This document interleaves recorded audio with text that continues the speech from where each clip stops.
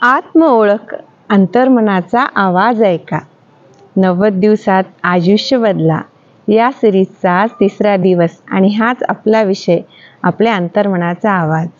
बहुतेक वेळा आपण जीवन जगताना, समाजामध्ये वावरताना, दिनचर्या, काम, नाते, मित्रमैत्रीण, अभ्यास, शाळा या सर्व कार्यामध्ये स्वतःला वेळच देत नाही.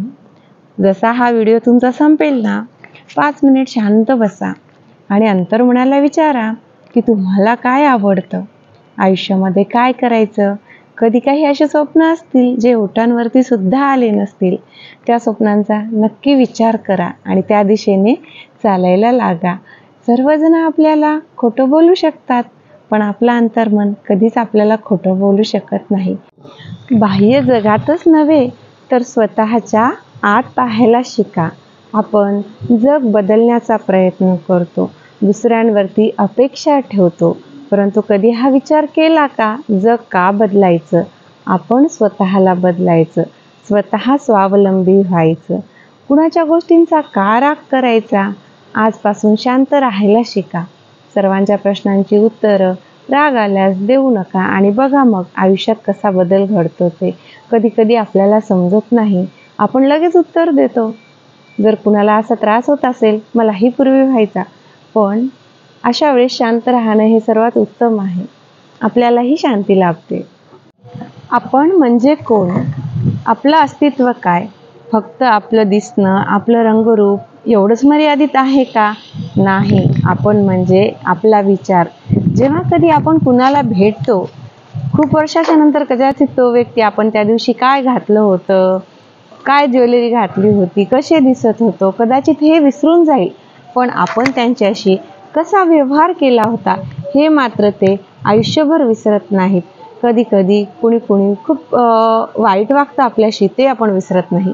आणि कधी कधी काही व्यक्ती आपल्याला खूप सन्माननीय वागणूक देतात, आपण तेही विसरत नाही. ते यावरून समजून घ्या की आपण म्हणजे फक्त आपलं दिसणं नसतं, आपले विचार असतात, आपलं आचरण असतं. आपण आपले विचार बदलले की आयुष्य आपोआप बदलायला लागतं. आजपासून पॉझिटिव्ह विचार करा. तुम्हाला काय बनायचंय, काय शिकायचं आहे.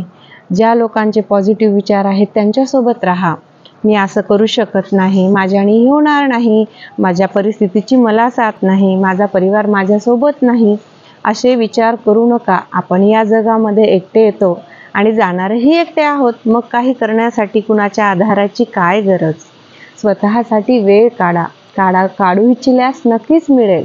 स्वतःचे विचार बदला, आयुष्य बदलेल. भीती हा आपल्या आयुष्यातील सर्वात मोठा अडथळा आहे. कधी कधी आपण तर मोठी स्वप्ने पाहण्यासाठी सुद्धा भीतो. का बरं भियायचं? मोठी स्वप्ने बघायची, त्या स्वप्नांच्या नुसार चालायचं. चाललं तर त्या स्वप्नापर्यंत जरी नाही पोहोचलो, त्याच्या खाली कुठवर तरी पोहोचूया. परंतु स्वप्नच नाही पाहिली, भीती बाळगली. समाज काय म्हणेल, कुणी आपल्याला काय म्हणेल.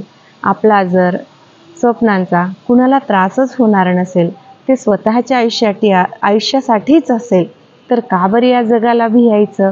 स्वप्न नुसती बघायचीच नाही, तर पूर्णसुद्धा करायची. मनुष्य जन्म हा एकदाच मिळतो, मग तो निरर्थक का वाया घालवायचा? प्रत्येकाने स्वप्न बघायची आणि आयुष्यामध्ये पुढं जायचं. सर्वप्रथम मनातली भीती दूर करा, स्वतःच्या मनाला ओळखा. अंतर्मनाचा आवाज दुर्लक्षित करू नका. मन नेहमीच योग्य मार्ग दाखवतो, पण आपण त्याकडे लक्ष देत नाही. जगात काहीही लवकर किंवा उशिरा असं कधी घडतच नाही.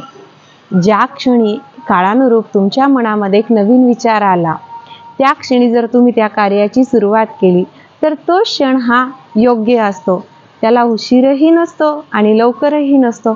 असा कधीच विचार करायचा नाही की आता माझं वय वाढलेलं आहे, मी काही करू शकत नाही, किंवा या नवीन जमान्यानुसार मी शिकू शकत नाही. असं हे कधीच काही नसतं. माझी वेळ गेली, वेळ ही कधीच गेलेली नसते. तुम्ही ज्या क्षणापासून सुरुवात करता, त्या क्षणापासून त्या वेळेची सुरुवात असते. स्वतःवर विश्वास ठेवा, परमेश्वरावर विश्वास ठेवा आणि या क्षणापासूनच तुमच्या कार्याची सुरुवात करा. आपले कर्म म्हणजेच आपली ओळख. आपण काय बोलतो यापेक्षा खऱ्या आयुष्यामध्ये आपण काय करतो यामुळेच आपली ओळख निर्माण होते. कधी कधी काही गोष्टी बोलल्या नाही तरी चालतात. आपल्याला काय हवं हे शांत बसून आपण आपल्यासाठी केलं तर एक दिवस जगाला नक्कीच कळतं. देव हा क्षमा करत असतो, परंतु कर्म कधी क्षमा करत नसतात. आजचा वेळ जर तुम्ही वाया घालवला तर पुन्हा कधीच तुम्हाला तो वेळ मिळणार नाही. त्यामुळे प्रत्येक क्षणी हे चांगले कर्म करा. आपल्याला आयुष्यात काय हवं या दिशेने चाला, त्यासाठी जास्तीत जास्त वेळ द्या. जसे आपले या क्षणाचे आजचे कर्म असतील, आपलं भविष्य तसंच असेल. बाह्य यशाऐवजी आंतरिक समाधान शोधा, त्या दिशेने वाटचाल करा. खरी शांती ही बाहेरून मिळत नाही, ती जेव्हा आपण स्वतःशी एकरूप होतो, स्वतःला काय हवं यासाठी काहीतरी प्रयत्न करतो आणि त्याचं आपल्याला समाधान मिळतं, त्यात आपला आनंद असतो.